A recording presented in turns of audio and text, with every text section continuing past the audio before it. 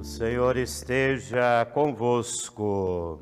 Ele está no meio de nós. Proclamação do Evangelho de Jesus Cristo, segundo João. Glória a vós, Senhor. Naquele tempo, disse Jesus à multidão: Eu sou o pão da vida. Quem vem a mim não terá mais fome, e quem crê em mim nunca mais terá sede. Eu, porém, vos disse que vós me vistes, mas não acreditais. Todos os que o Pai me confia virão a mim, e quando vierem, não os afastarei, pois eu desci do céu, não para fazer a minha vontade, mas a vontade daquele que me enviou. Esta é a vontade daquele que me enviou, que eu não perca nenhum daqueles que ele me deu, mas os ressuscite no último dia. Pois esta é a vontade de meu Pai, que toda pessoa que vê o Filho e nele crê, tenha a vida eterna, e eu o ressuscitarei no último dia. Palavra da salvação. Glória a vós, Senhor.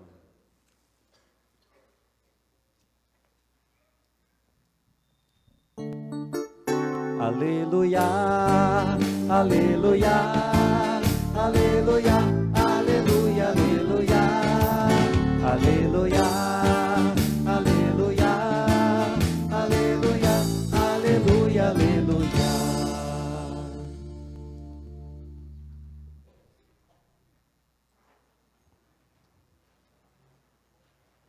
Boa noite a todos, sejam muito bem-vindos. Minhas cordiais saudações ao Padre Júlio Barbado, pároco da paróquia Bom Pastor. E hoje é a quinta noite, preparatória à festa do Bom Pastor, que vai acontecer no próximo domingo. Também é o Dia Mundial de Oração pelas Vocações Consagradas, onde a gente rezar para que surjam mais vocações à vida consagrada. Quando eu falo vida consagrada, é o sacerdócio, sem dúvida alguma, mas também a vida religiosa. Nós temos religiosos e religiosas que vivem em comunidade. E uma das grandes dificuldades que nós temos hoje é o decréscimo acentuado de vocações à vida feminina. Tem muitas congregações femininas que estão fechando, morrendo, por falta de vocações. Então eu peço a vocês que no domingo a gente reze de um modo especial, especialmente pela vida consagrada feminina. Jesus disse: Eu sou o bom pastor. O bom pastor não apenas conduz o seu rebanho com segurança, mas ele conhece cada uma de suas ovelhas. Muitos talvez não saibam, mas o primeiro símbolo cristão não foi a cruz. A cruz só se firmou como símbolo cristão por excelência a partir do terceiro século. O primeiro símbolo cristão foi a figura do bom pastor, tanto que na entrada das catacumbas de São Calixto, em Roma, você entra nas catacumbas, está lá a imagem, a estátua do bom pastor, que leva a ovelha nos ombros. Cristo é o bom pastor. E entre o pastor e as ovelhas existe um conhecimento muito íntimo. Na época, os rebanhos eram guardados no mesmo curral, no mesmo redil. Quando chegava de manhã, cada pastor chamava as suas ovelhas e elas conheciam o timbre de voz do pastor e não erravam. Então, quando Jesus fala assim, as minhas ovelhas conhecem a minha voz, é nesse sentido, conhece o timbre de voz do pastor. É interessante. Para nós hoje é estranho que a gente vive num mundo urbano, A gente vive hoje online, quase no mundo virtual. Na época era um mundo rural. Então, quando Jesus falava isso, rapidamente as pessoas entendiam. As minhas ovelhas conhecem a minha voz, que pertence ao meu rebanho. Há uma intimidade. Quando se fala assim, eu conheço as minhas ovelhas, não é um conhecimento meramente assim de conhecer, saber quem é. É um conhecimento íntimo, de conhecer a vida das pessoas. Nós não somos um número para Cristo, não somos massa, nós somos pessoas únicas e irrepetíveis. Ele cuida de cada um de nós com o mesmo carinho. Não tem assim, ninguém que seja desprezado pelo Senhor. Por isso ele é o bom pastor. E o qualificativo bom não é só no sentido sentimental, bonzinho, tal. Às vezes, muitas vezes bonzinho é porque é omisso, né? Não tem coragem de tomar posição. Quando Jesus se diz assim, eu sou o bom pastor, é o pastor valente, que dá a vida pelo rebanho. Essa peça aqui que o bispo usa, a minha é simbólica. Simboliza o cajado do bom pastor, a gente chama de báculo. Mas é o cajado do bom pastor. Aquela curva ali é para pegar a ovelha que tenta fugir. É que hoje a gente não usa mais, né, Padre Júlio? Mas dá para pegar umas ovelhinhas aí que tenta fugir do rebanho, você engata no pescoço e traz de volta. Aí tem que buscar muita gente, né?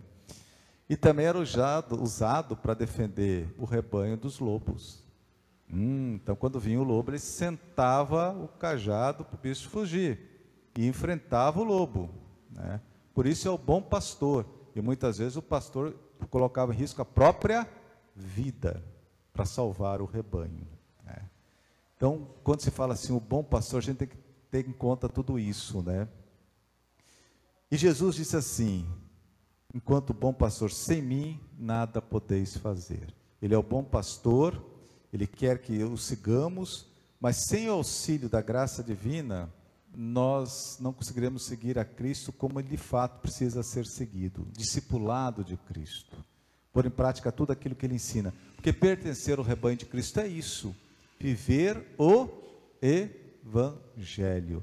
Estão lembrados da quarta-feira de cinzas, quando é colocado cinza na sua cabeça? Aquela famosa frase evangélica, convertei-vos e crede no Evangelho.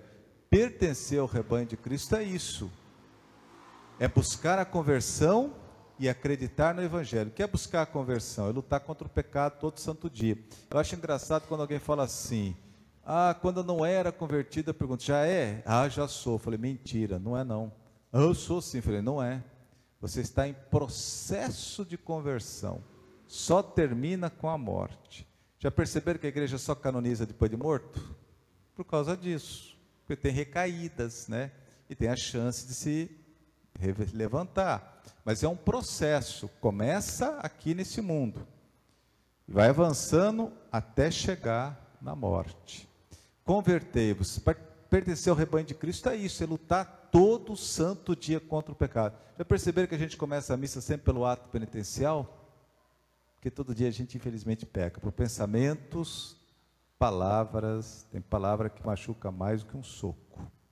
Atos, o ato pecaminoso é a omissão, quando eu posso fazer o bem e não faço, por omissão. Tudo isso é pecado. Tem uma luta de todo santo dia. Mas, diz assim, convertei-vos e crede no Evangelho, isso é, coloque em prática o Evangelho, tudo aquilo que Jesus ensina no Evangelho. E como isso é exigente, não é verdade? Só pelas nossas próprias forças a gente não consegue, a gente precisa de uma ajudazinha, não precisa? Essa ajuda tem nome, graça de Deus. São Paulo diz assim, quero fazer o bem e acabo fazendo o mal que eu não queria fazer. A nossa vontade é enfraquecida em razão do pecado original. Então a gente precisa de uma ajuda, fazer a nossa parte, lógico, nosso esforço. Mas só com o nosso esforço a gente não consegue. A gente precisa da graça de Deus. E a graça nos vem através da oração e dos sacramentos. E da ação do Espírito Santo em nós. A graça nos fortalece para que a gente possa de fato viver o Evangelho. E de fato pertencer ao rebanho de Cristo. E se pertence ao rebanho de Cristo buscando a santidade. Assim como o Espírito Santo conduziu Jesus, o mesmo Espírito nos conduz, nos fortalece. Aliás, é uma relação muito íntima entre o Filho e o Espírito Santo. Lógico, todas as relações da Santíssima Trindade são de grande intensidade e intimidade. Mas é muito bonita a relação entre o Filho e o Espírito Santo. Olha só. Na Anunciação, quando o anjo Gabriel apareceu à Virgem, disse que ela seria a mãe do Messias. O Espírito Santo nos dá Jesus, não é verdade?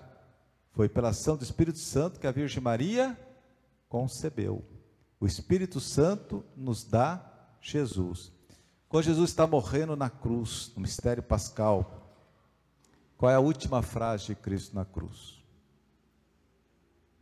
Agora há pouco teve Semana Santa, estão lembrando assim: Pai, em tuas mãos entrego o meu espírito. E morreu. Entrego o meu espírito. Ao morrer na cruz, Cristo nos dá o Espírito Santo. Na consagração, daqui a pouco na missa, eu e o Padre Júlio vamos estender as mãos sobre o pão e o vinho. E vamos invocar quem? O Espírito Santo. E quem vai transformar o pão e o vinho no corpo, sangue, alma, divindade de Cristo? O Espírito Santo. Na consagração, o Espírito Santo nos dá Jesus. E quando você comunga e recebe Jesus na Eucaristia, você recebe um acréscimo de graça. Jesus nos dá o Espírito Santo. Olha só que bonito, né? Às vezes a gente não para pensar nisso, né? Mas olha que bonito, né? O Espírito Santo fortalece-nos para anunciar Cristo pelas palavras, pelo nosso testemunho. Um testemunho pessoal e eclesial. A gente dá o testemunho de vida pessoal, mas também eclesial. E o que mais leva as pessoas à conversão é o testemunho de vida. Eu tive o meu melhor professor de Bíblia, foi um frade, um frei carmelita, que foi meu professor na época que eu estava em Roma. Ele foi o meu melhor professor de Bíblia. Era um judeu do Carmelo de Haifa, em Israel. Ele era doutor em Sagrada Escritura em São Paulo. Ele dava uma disciplina chamada assim, Temas Paulinos de Ascese Cristã. E as aulas dele eram tão boas que tinha que ser no salão nobre da faculdade, porque vinha muito aluno externo só para ouvi-lo, porque realmente ele era uma sumidade. Ele usava a Bíblia no original.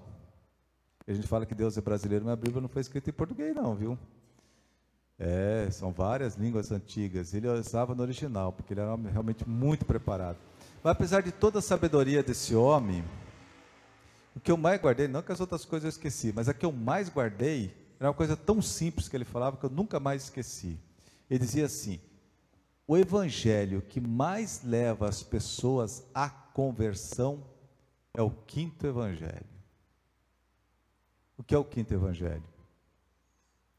Só tem 4, canônicos só 4, Mateus, Marcos, Lucas e João. O que é o quinto? Tua vida. É o quinto evangelho.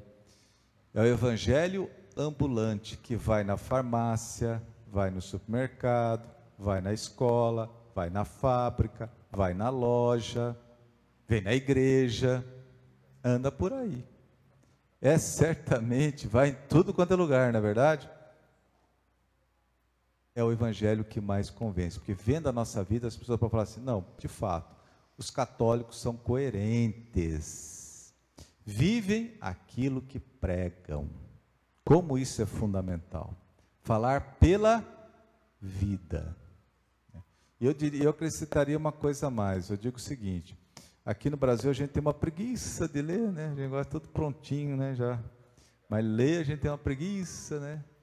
Mas ler a vida dos outros, nós somos bons. Aí quando chega assim, você sabe da última, né? O que é? Então, que lendo a nossa vida, digo assim, puxa vida, vale a pena ser católico. Como eles são coerentes, como eles dizem a verdade, como eles se amam, como se querem bem, como se realizam a caridade entre eles, não é verdade? Só que para a gente viver tudo isso, a gente precisa da graça de Deus, né?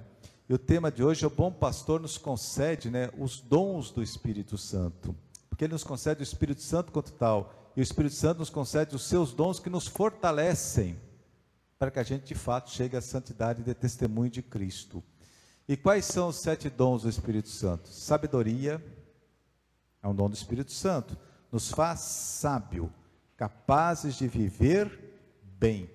A palavra sabedoria etimologicamente significa tirar o verdadeiro sabor das coisas, da vida. O sábio aquele que sabe viver bem. Aliás, tem uma música de Roberto Carlos assim: é preciso saber viver. Tem gente que não sabe viver. vive muito mal, não é verdade? Eu me recordo de uma frase de um padre jesuíta, chamado Ricardo Anton Sick. Ele escreveu um livro sobre o Pai Nosso, e ali ele tem essa frase assim: a vida é um sonho do amor de Deus, ponto. Não faça desse sonho um pesadelo. A vida é um sonho do amor de Deus. Viva bem, viva com sabedoria.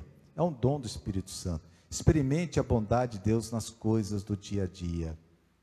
E tem pessoas que sabem viver e vivem bem, né? O verdadeiro sábio também é justo.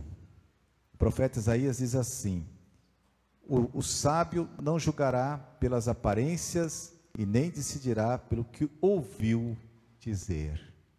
É uma das características da pessoa sábia, ser justa, não ser apressadinho, não julgar pelas aparências, né? Não julgar o livro pela capa, né?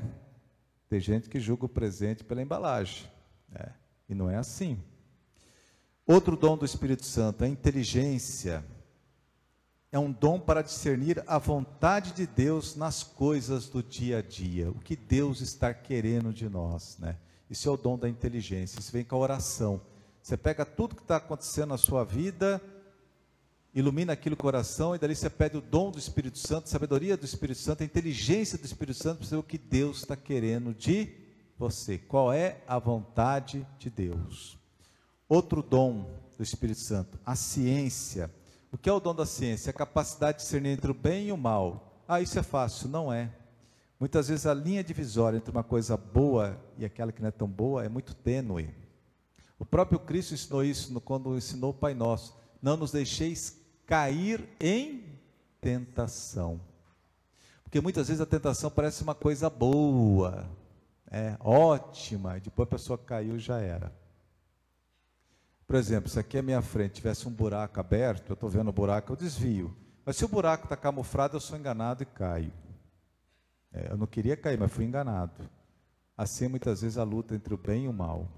É preciso discernimento, é um dom do Espírito Santo, o dom da ciência. Depois vem o dom do conselho, é orientar e ajudar a quem precisa, animar as pessoas desanimadas, um bom conselho. É um dom do Espírito Santo. Tem pessoas que sabem aconselhar bem, não é verdade? E nem estudaram, mas tem o dom do conselho. É um dom do Espírito Santo, uma virtude dada pelo Espírito Santo. Depois vem o dom da fortaleza, que é perseverar no caminho do bem, resistir às tentações do mal sem desanimar. Hoje, como nunca, a gente precisa do dom da fortaleza, não é verdade? Para perseverar no bem, para não desanimar. Depois o dom da piedade. Muita gente pensa que piedade é ficar com as mãos juntinhas, tal. Não é isso não, viu? Não, tá bem, é bom você ficar com as mãos juntas, né? Significa que você tem respeito por Deus. Mas a piedade é entregar-se às coisas de Deus com gosto e alegria. A pessoa piedosa é aquela que se entrega às coisas de Deus com gosto e alegria. É bacana quando você encontra pessoas assim que fazem as coisas com alegria, né?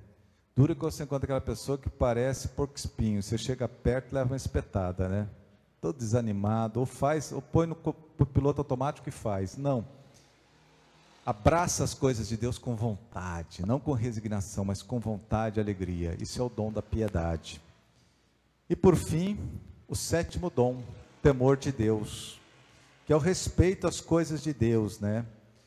Não é medo, é respeitar as coisas de Deus, reconhecer que nós precisamos, somos criaturas e precisamos do Criador, e por isso o respeitamos, é o temor reverencial. Esses são os 7 dons que o Espírito Santo nos conduz, né? Nos concede, especialmente quando recebemos o sacramento do batismo e da confirmação, para que a gente de fato pertença ao rebanho de Cristo, o bom pastor. E termino. Coragem é a palavra que resume esses 7 dons. Coragem para enfrentar um mundo hoje hostil ao Evangelho. Hoje o mundo não é mais, digamos assim, norteado pelos valores do Evangelho. Não é, vocês sabem disso. Não é. O mundo, muitas vezes, é uma realidade sem Deus. E é esse mundo que a gente tem que transformar, evangelizar. Por isso precisamos ter coragem. Eu resumiria os 7 dons do Espírito Santo na palavra coragem. O bom pastor é corajoso. Aqueles que pertencem ao rebanho de Cristo também são corajosos. E termino com as palavras do próprio Cristo, quando ele disse assim: no mundo tereis aflições, mas tende coragem, eu venci o mundo. Quem se deixa conduzir pelo Espírito de Deus, pelo Espírito Santo, pelo Espírito do bom pastor, também vencerá o mundo. Amém.